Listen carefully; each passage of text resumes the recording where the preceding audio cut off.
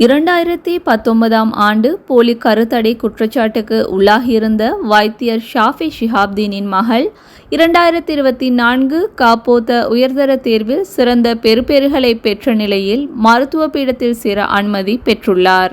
சர்ச்சையின் போது குடும்பத்தினர் சந்தித்த கடுமையான பொது கண்காணிப்பு மற்றும் மன அழுத்தம் காரணமாக பாடசாலையை விட்டு வெளியேற வேண்டிய கட்டாயம் ஏற்பட்ட போதிலும் அவர் ஒரு தனிப்பட்ட பரீட்சார்த்தியாக தேர்வில் அமர்ந்ததன் மூலம் குறிப்பிடத்தக்க தைரியத்தையும் மீள்தன்மையையும் வெளிப்படுத்தினார். அவர் விஞ்ஞான பிரிவில் 3A சித்திகளை பெற்று மாவட்ட அளவில் 12வது இடத்தையும் தேசிய ரீதியில் 357வது இடத்தையும் பெற்று அரசு மருத்துவ பீடத்தில் இடம்பெற்றார்.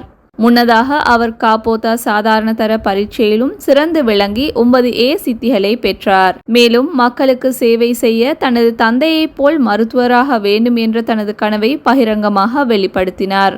விசாரணைகளின் குற்றச்சாட்டுகளை நிரூபிக்க எந்த ஆதாரமும் கிடைக்காததால் ஷாஃபி ஷிஹாப்தீன் மீதான வழக்கு பின்னர் தள்ளுபடி செய்யப்பட்டது. அவரது மகளின் சாதனை மிகப்பெரிய துன்பங்களை எதிர்கொண்ட போது அவர் காட்டிய விடாமுயற்சிக்கு சான்றாக நிற்கிறது.